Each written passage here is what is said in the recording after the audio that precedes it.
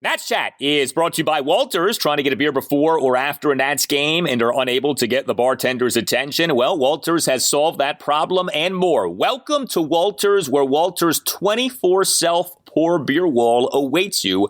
Ask your server for a beer card and hit the beer wall, pay by the ounce, and try a few suds before you settle on your favorite. Follow us on Untapped to get notified of all the new beers we bring in. Shortstop Garcia further back on the left, and the pitch swung on, knuckling line drive, caught by Bell on the short hop. He tries to throw to third, and safe there. Did he catch it in the air? Did he catch it in the air? The batter, Hayes, did not run, but they didn't go to the bag to get the out at first.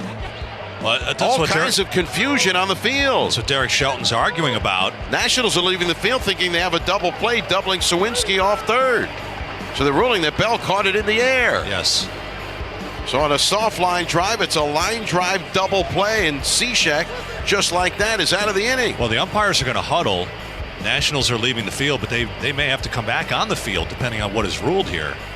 They just signaled that the run at the plate scores. Okay. Well, what they're saying is because Adrianza tagged out the runner rather than stepping on the base.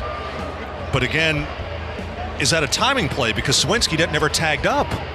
Because the Nationals didn't appeal that he left early and failed to tag up. Because if Adrianza had tagged third base first before tagging the runner, then the runner who broke for the plate is out. Right, but then it's like he left early, but they never appealed. They got the third out before the appeal, and it becomes a timing play. I don't know how to say this nicely. How about that? But once again, they deemed that Adrianza never touched the base, which he clearly did. He touched the run and the base.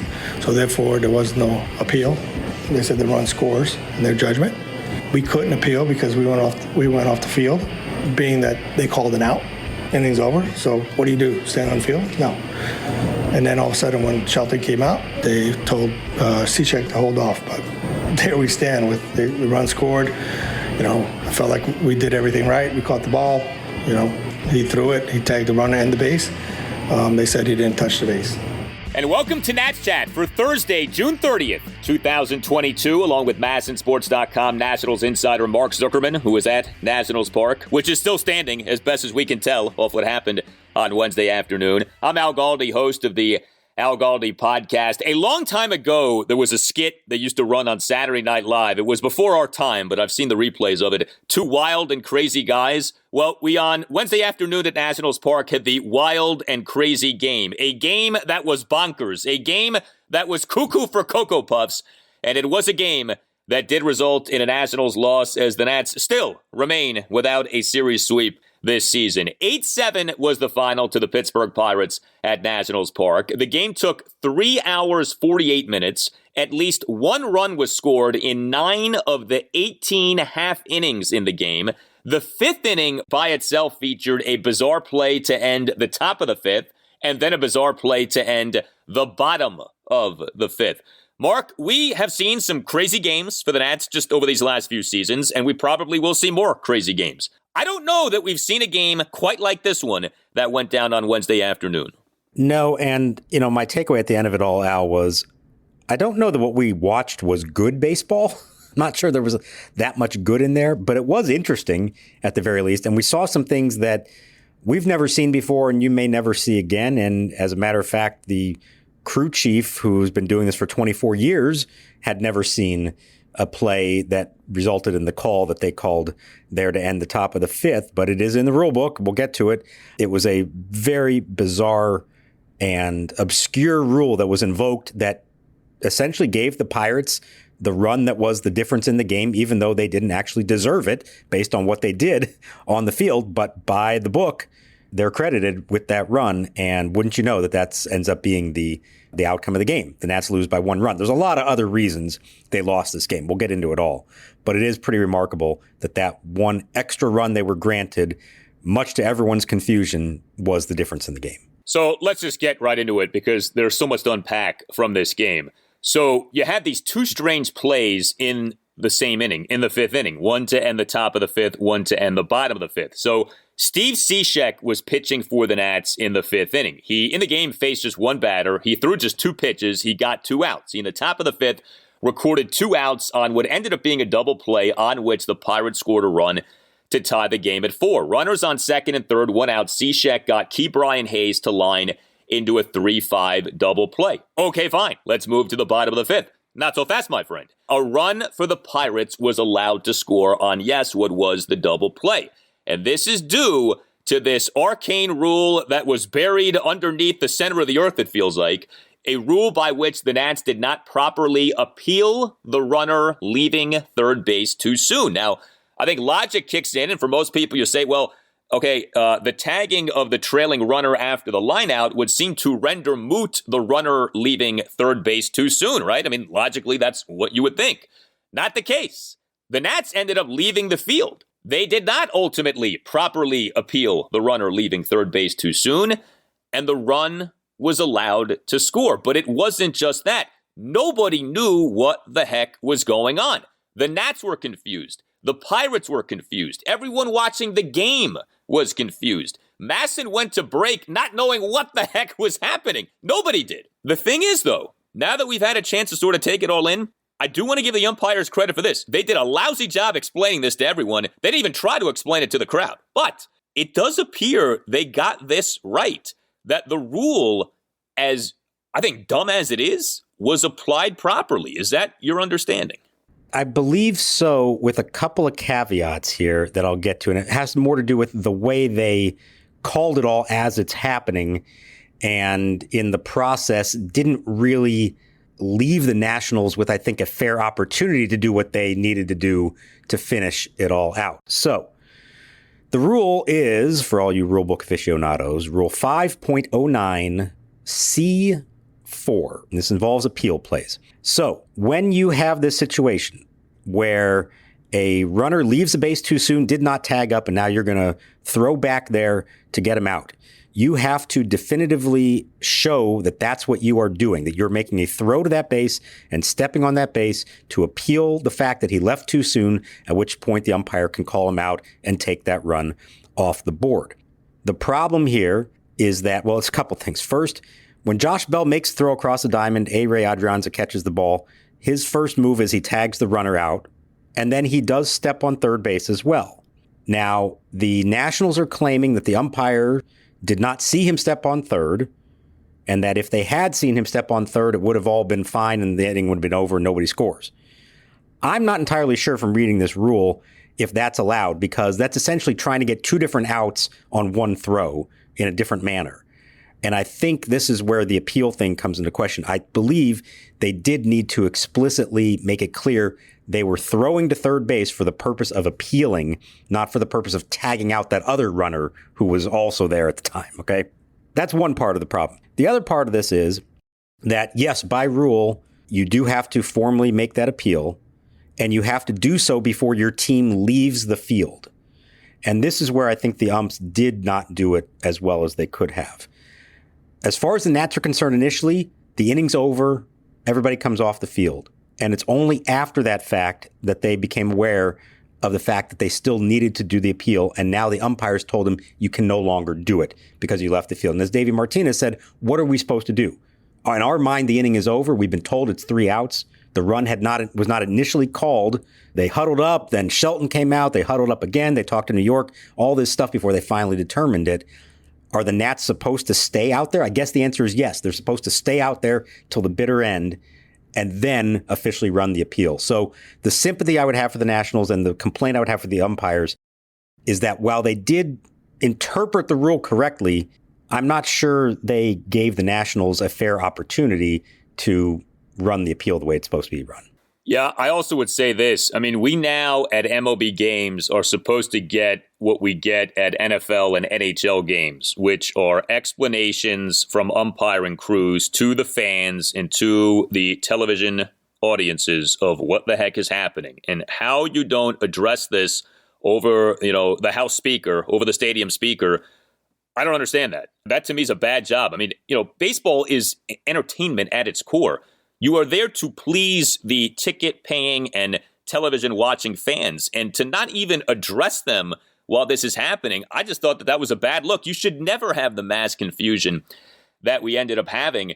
I got to say this, too. I love baseball, but it is filled with all kinds of minutia and all kinds of stuff that I think just puts people to sleep. It's like reading the tax code. And a rule like this, to me, is like the tax code. I mean, honestly, who cares? Okay, seriously, who cares?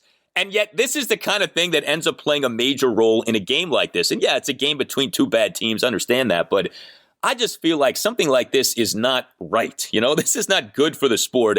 That this kind of a minutia garbage rule ends up rearing its ugly head like this in a game like this. I just don't think that that's good for the sport. 100%. And the fact that it took so long to sort it all out, and I agree all the way. And this has not been well done for the most part. First of all, it's often very difficult to even hear what the umpire is saying when they turn the microphone on. It's not coming in clearly. They say the bare minimum, and they wait to the end to say it. I want to hear from them, like we do in other sports. Here's what we've ruled. Here's what's being asked about or challenged, and now we're going to take a look at it. And then they take a look at it, and then they come back at the end and say, here's what we've determined, here's the result of it, and here's why. We need Ed Hockley. Ed Hockley knew how to explain every little rule that was being called in an NFL game. These umpires could take a lesson from him. The ball was being touched by the defender who was out of bounds. Uh-huh. Therefore, the loose ball before the completion was touching a player who was out of bounds. Therefore, by rule, that's an incomplete pass. So, yeah, I don't like that. And as far as the rule is concerned, yeah, I come away from this thinking I never knew this rule existed, the fourth out. In theory, what it says is even though an inning is over, even though a third out is recorded, a defensive team is required to record a fourth out by appeal before it's officially over and that run no longer counts. I never knew about this. And I'm trying in my head to think of why is that rule in there in the first place? I'm sure something happened many years ago to make them add this to it, some kind of play I'm not considering that makes it necessary or helpful in some way. But when you've got a crew chief saying he's never seen it in 24 years, nobody on either side seemed to really know what was going on. That just seems to me like, why is that rule in there in the first place? And it certainly didn't seem to benefit anyone for the right reasons in this case. I think the Pirates got away with one. I mean, their runner did not do the proper thing, and he still got to score a run that wound up being the difference in the game. That's not right. No, it's not. And, for people who say, well, this is part of the charm of baseball, you go to the ballpark and you'll see something that you've never seen before. That's not always a good thing. OK, this was not good for the sport that something like this happened on Wednesday afternoon. But the thing was, we were just getting going in terms of bizarro plays in this game. So wacko play to end the top of the fifth, and then a wacko play to end the bottom of the fifth, what was a 3-run fifth for the Nats. Now the set of the pitch. Swing and a line drive to left. That may fall. It's a base hit. One run is scored. Two men breaking for the plate to throw home. The tag on one, safe. Tag on the other is going to be out. And the inning will be over on the out on the tag on the second runner. Yadiel ended up running right behind the Nats player who scored on the play, Keibert Ruiz. You say, well, why was that?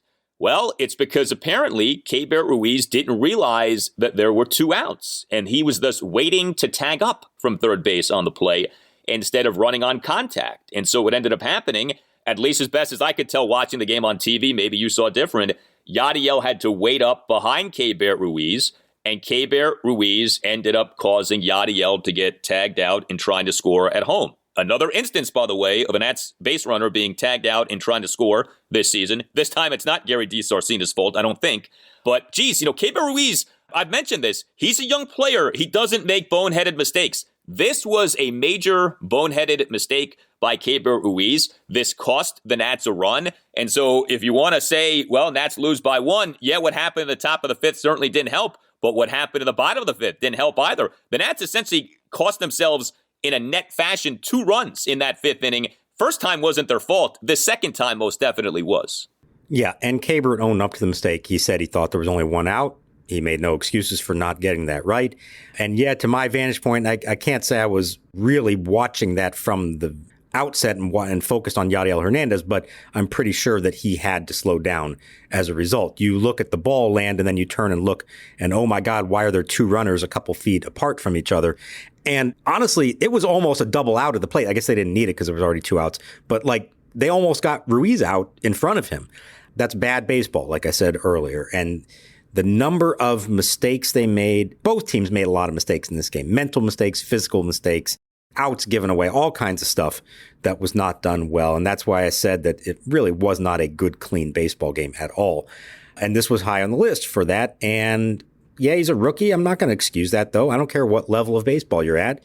You keep track of how many outs there are. And if there are 2 outs, you run on contact. That should not ever happen, whether you're 23 years old or 43 years old. And so that did cost them.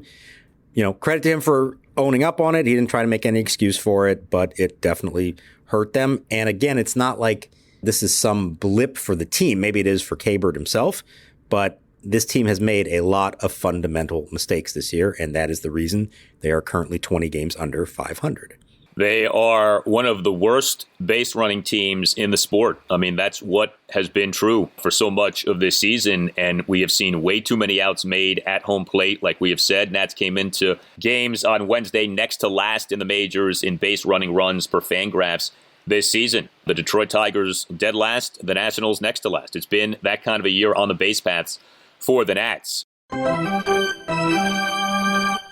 Hey guys, it's Al Galdi for Window Nation. It feels like everything is going up these days, including home prices. And so there's no better time to have the look of your home go up and the value of your home go up with new windows from Window Nation. Get 2 free windows with every 2 windows that you buy, plus pay nothing for 2 full years. Take advantage of this offer. Call 866-90-NATION or visit windownation.com and make sure that you tell Window Nation that Al Galdi sent you. It's getting hot outside. Weather impacts your windows. Hot days can cause a caulk to crack, seal failures, and condensation. Window Nation only uses top-of-the-line materials, including mold spray and Quad Max sealant. Window Nation is the best. Call 866-90-NATION or visit windownation.com and make sure that you ask for the deal that you heard about from Al Galdi. 2 free windows for every 2 windows that you buy, plus pay nothing for 2 full years. 866-90-NATION or windownation.com. That's 866-90-NATION or windownation.com. And make sure that you tell Window Nation that Al Galdi sent you. Roaming Rooster, the best fried chicken sandwich in the DMV, is expanding. You've already seen our location by Section 238 at Nationals Park, but now we have recently opened locations in Pike and Rose in Maryland, and in Virginia, we now have Burke and Chantilly. Our chicken is grain-fed, antibiotic-free, and only free-range. Roaming Rooster is serving homemade and hand-spun milkshakes and frozen custard scoops at select locations and currently working on rolling them out to all locations. Now the pitch. Swinging a line drive into right center field. Another hit for Bell. Chasing in deep right center to backhand. High Madris. Bell trying for second. The throw, the slide, the tag. Safe at second base. A hustling Josh Bell with the play right in front of him. Rounding first. Kept on going. Okay, so just the 5th inning. Just ate up however long we were talking about it. There was just so much to get into. There's so much more. The Nats in this game hit like crazy and yet somehow lost the game. The Nats scored 7 runs, totaled 16 hits, 14 of which I think it was over the first 5 innings. The Nats over the first few innings had 1 hit after another. It was amazing to watch the extent to which the Nats racked up hits early in the game. The Nats had 6 walks. The Nats went 7 for 14 with runners in scoring position. So 2 for 22 with runners in scoring position over the first 2 games, 7 for 14 in just this game. So many Nats ended up having impressive games offensively. No one more than Josh Bell. What a monster Josh Bell was in this game. What a monster Josh Bell ended up being in this series. Bell on Wednesday afternoon got on base 5 times, 3 for 3 with 2 doubles, a single, drew 2 walks. Bell in this series 6 for 10 with 3 doubles, 3 singles, and 3 walks. The 2 doubles, of course, stand out the most. Bottom of the 6th, he had a 1-out double to right field on a 1-2 pitch. But I think the hit that impressed me the most was his first double. 2-run first, a 2-out full count, what you call hustle double to right center field. Because if you're watching the game, this looks like a single. And yet somehow the big, burly Josh Bell, because he's hustling, because he's running hard, ends up getting a double on the play. I thought that was so impressive. We are seeing him on the regular get hits with 2 strikes. We are seeing him on the regular get on base multiple times per game. He now for the season is a 300, 400, 500 player, 319 batting average, 402 on base, 507 slugging. He is in some kind of a zone right now, and he has just been tremendous. I cannot say enough good things about Josh Bell right now.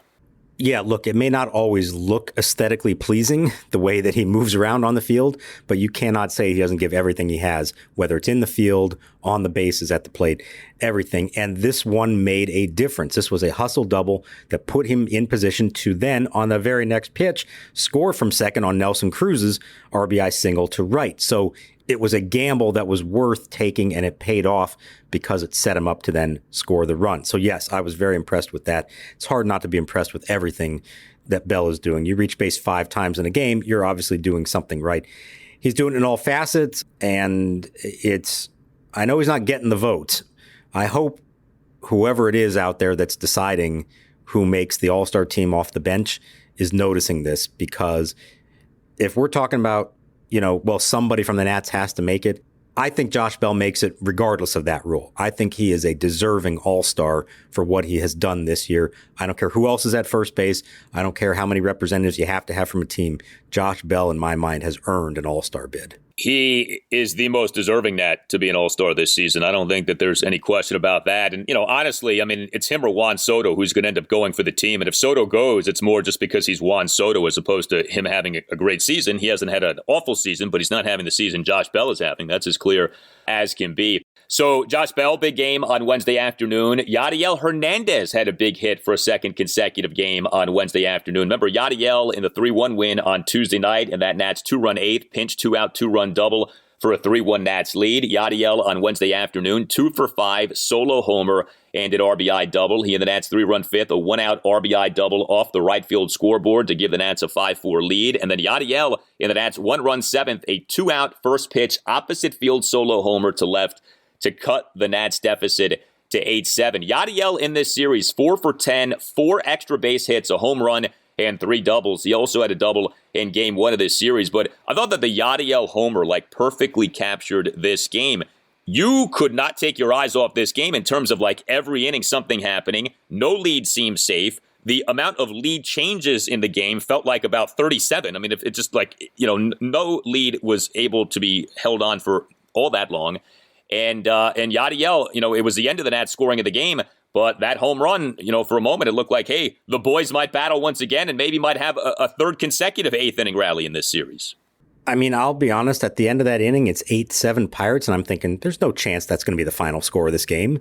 Whatever it ends up being, it's not going to be 8-7. Too much has happened, too much can still happen, and it turns out that was the final score, 8-7. But a couple of really nice games for Yadiel Hernandez. Obviously, the big double to win the previous night's game, and then RBI double and a homer in this one. Good for him, and I liked it. This was the Yadiel that we started to see last year, the opposite field power, which he has, as good as almost anybody, maybe other than Juan Soto. And in a game where they had, 16 hits, you said? That's the only home run they had, and it came on an opposite field shot for Yadiel in the 7th inning. So good on him, but I'm coming back to this. They went 2 for 22 with runners in scoring position and won both of those games. And then they go, 7 for 14 in this one, and that's the game they lose. And isn't that the beauty of baseball, Al?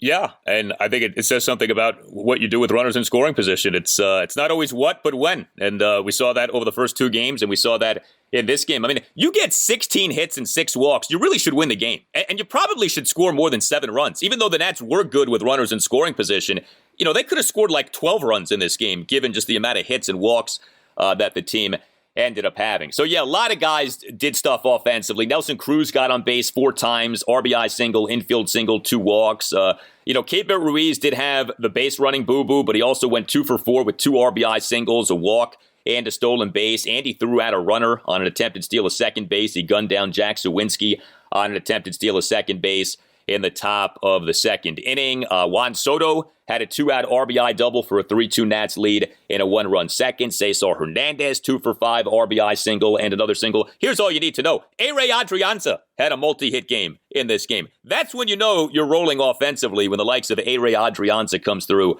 with 2 hits. So it's a shame that the Nats were unable to win this game with all of the offense that they had. And that ended up being in no small part due to the Nats pitching. The Nats pitching has been so good lately, especially the starting pitching. In this game, not so much, both starting and relief pitching. Paolo Espino, our guy, the secret weapon, on the mound, on the bump, trying to pitch the Nats to their first series sweep of the season. He did not end up doing so well. 4 runs in 4 1/3 innings. He gave up 5 hits, 2 homers, a double, and 2 singles. He did have 4 strikeouts versus 1 walk, but the home runs loomed large. Top of the first, gave up a 2-out opposite field homer to Brian Reynolds, the first of Reynolds' 3 home runs in this game. Yeah, oh, by the way, someone hit 3 homers in this game. And then Paolo in the top of the 4th, giving up a 1-out solo shot to Daniel Vogelbach to tie the game at 3. We love the secret weapon. He unfortunately was not at his best on Wednesday afternoon. No, and, it could have been worse. He got out of some trouble. I mean, that first inning, first 2 batters, he's already down 2-0. Gets through it. Kind of went on a little bit of a nice run there, and you thought everything's going to be fine. Then another homer given up to Vogelbach in the 4th, and then he gets into trouble in the 5th. And the pitch count wasn't high, but you could tell Davey knew he didn't really have it. He wasn't fooling these guys. And the Pirates lineup, the way it's set up, their 1-2 hitters, Hayes and Reynolds, are probably their best 2 hitters. And he wasn't going to let Espino face them his 3rd time. And so that was it. And then that sets in motion this whole sequence of events. So that was directly the controversial play.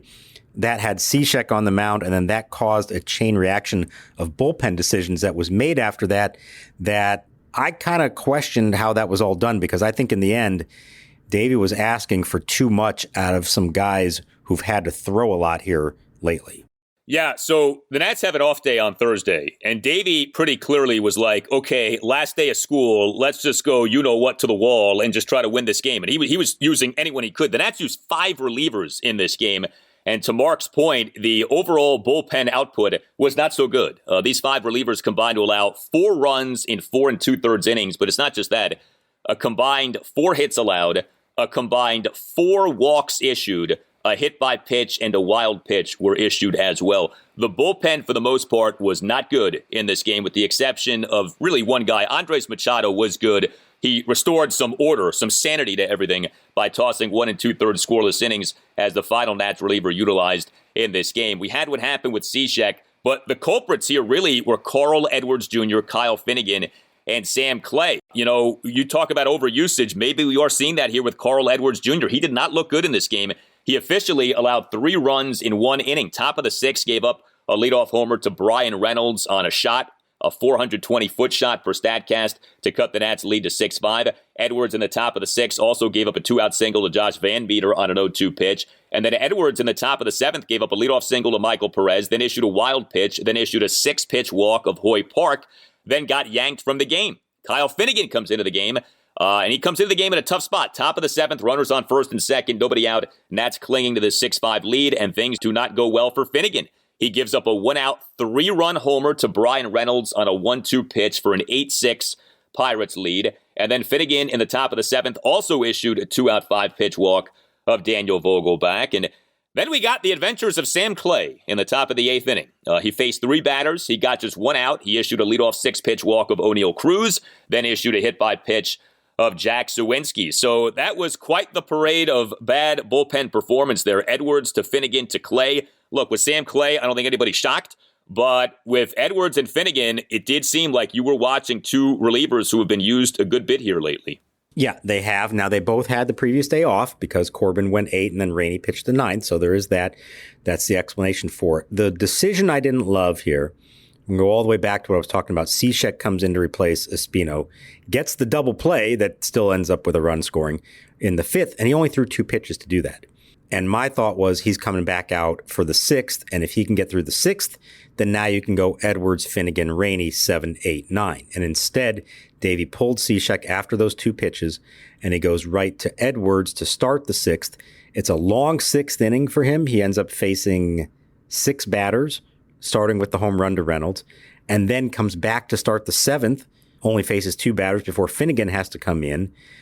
And I'm thinking at this point, how are they going to get through this game? How are they going to get through these innings? Davey said he felt like those top 3 guys could cover those 4 innings, but that's what essentially he was asking. He was asking for Edwards, Finnegan, and Rainey to cover 4 innings. Not that they can't do that, But given the workload they've had here over the last week, which, by the way, is a good thing because it means the team has been in every game and been in position to win, and that's why those guys are pitching. But I do think it kind of caught up with them in this. I would have liked to see Cishek stay in, try to hold off as long as you could before going to the big three. Yeah, I mean, it's tricky, right? Because Cishek has not been very good this season. Edwards has been. And so you feel like, all right, you have an off day on Thursday. Let me try to maximize what I have here. We'll get to the off day and hopefully complete our first series sweep of the season. But clearly, Edwards was not on. And I don't know if Davey knew that or if Edwards was hiding that or if just everyone was surprised by this. But Edwards did not look like the Edwards who we know. I'm never a fan, generally speaking, especially when you're a bad pitching team like the Nats are, of only having a reliever throw 2 pitches. That does seem like kind of a waste. Like if you get the guy warmed up, he comes into the game, he only throws 2 pitches, and oh, by the way, you still have, 6, 7, 8, 9, 4 innings to complete if you're going to win the game. Really, 2 pitches? Like, that doesn't seem right. So I'm with you in that regard. But this was a game, we haven't had many games like this in which, it's just a parade of guys who don't have it. This was one of those games. This was reminiscent, honestly, of the 2021 Nats bullpen, where you just had a lot of games like this, where nobody had it, a lot of walks, hit by pitch, wild pitch, and you just, you had no faith that anyone was going to come through. The bullpen did not get the job done on Wednesday afternoon, and the Nats end up, unfortunately, not defeating the Pirates to get, like I said, what would have been the Nats' first series sweep of the season. So, off day on Thursday, then a 4-game series against the Miami Marlins at Nationals Park, Friday through Monday. Monday is July 4th. The Nats this season are 6-24 against the National League East, and a big part of that is the Nats being 1-8 against the Marlins. That really is something. It's easy to kind of lose sight of these things. If you look at the Nats this season, they actually haven't been bad against the National League Central and even the National League West. Really, the bulk of the Nats losing has come within the division this season. They have gotten brutalized by the NL East so far this year. And it's the Marlins that's the surprising one, obviously. You kind of expected the Mets and the Braves. And, they caught the Braves and the Phillies a couple weeks ago when they were red hot. So you get that. The Marlins one is kind of baffling to me. Now, they have excellent starting pitching, the Marlins do. And we've seen Sandy Alcantara, Pablo Lopez. I mean, they are very good, but they don't hit the ball that much. And we've seen the Nationals both lose some close, low-scoring games to them, but also lose a few blowouts as well to a team that doesn't generally score a lot of runs. And I think that's maybe the disheartening thing is that if you want to believe that the Nats are, a couple years away from being back in contention again, well, you got to climb the ladder in the division. You'd like to think they're at least close to, if not on par with the team right in front of them, the fourth place team, the Marlins. No, right now there's a pretty big divide there. The top of the division, we know how good they are. We know the Phillies are trying to hang in there despite all their issues. And then the Marlins, I would not call a good team, but they are clearly better than the Nationals. And that concerns me somewhat as we're thinking big picture here and what's it going to take for the Nationals ultimately to get back to the point where they are contending for a division title again. Yeah, I mean, the Marlins certainly are ahead of the Nats in terms of pitching right now. And to your point about some of the blowout losses, Nats at the Marlins May 16th, 8-2 loss. Nats at the Marlins June 7th, 12-2 loss. The Nats have gotten whooped up on by the Marlins multiple times so far this season. The Nats scheduled starting pitchers for the series against the Marlins. Again, it's a 4-game set. We will have Josiah Gray on Friday evening, Jackson Tatro Saturday afternoon, Eric Fetty Sunday afternoon, and Patrick Corbin on Monday morning. Breakfast with Corbin on July 4th. We'll see what goes down. You tell us what you think. Hit us up on Twitter at Nats_chat. You can email the podcast, natschatpodcast@gmail.com. You can get yourself a Nats Chat Podcast t-shirt by going to natschatpodcast.square.site. That's natschatpodcast.square.site. All Nationals radio highlights on Nats Chat are courtesy of 106.7 The Fan. For Mark Zuckerman, I'm Al Galdi. Take a deep breath. You've earned it after that game on Wednesday afternoon. And we'll talk to you next time on the Nats Chat Podcast. We are two wild and crazy guys.